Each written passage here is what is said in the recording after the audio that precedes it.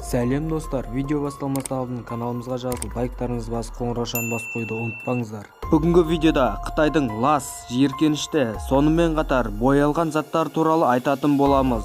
Сіздермен бірге Smart Қазақ арнасы. Видеоны соңына дейін көріңіз, өте қызық болады.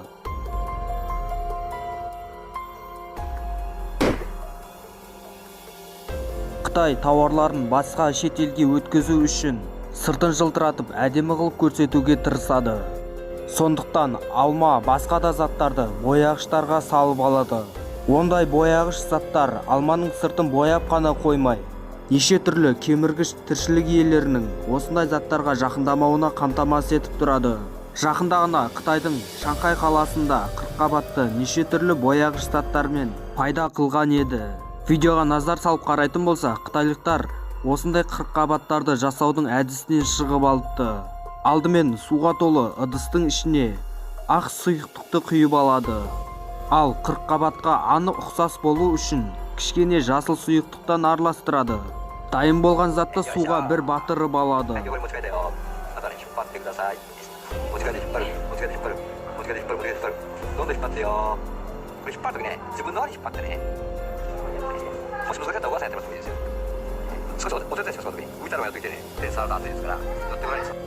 Міне, айтып жатқан 40 қабатымыз да дайын болды. Енді оны 40 қабатқа ұқсас болу үшін тек қана домалақ тәрізді пішінге ғана келтіру ғана қажет.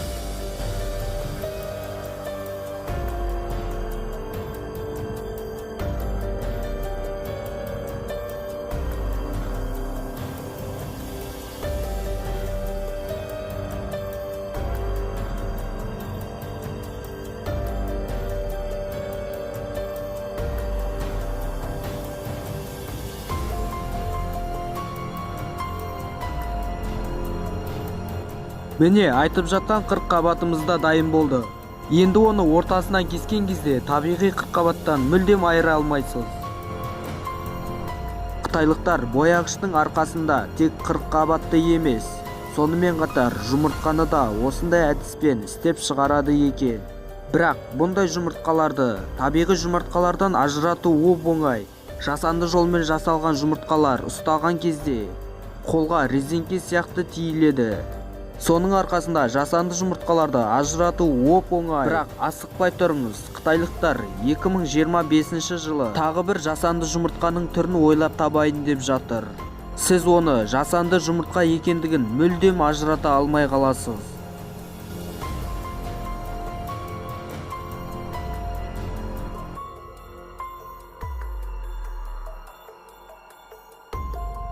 Ал сіз қытайлықтардың күрішті қалай істейтінін білесіз бе? Ол үшін жазық далаға барып, егін егіп, оны баптаудың қажеті жоқ.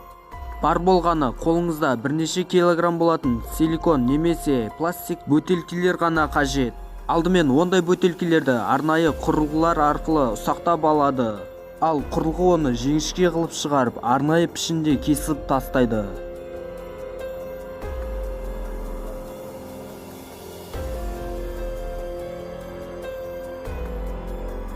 Ал мынау қытайлықтардың жасанды еті. Ал осы жасанды етті табиғи жасанды еттен ажыратуға болады. Бұл жасанды еттер табиғи еттерге қарағанда кішкене жұмсағырақ болып келеді. Бірақ бұл еттерде 40 қабатты істеген сұйықтықтан жасалады. Ал осы видеоны өзіңіздің әлеуметтік желіңіздегі ВК, Instagram, WhatsApp желісінде отыратын достарыңызға жіберіңіздер. Олар да қытайлықтардың жасанды заттары бар екендігін біліп алсын.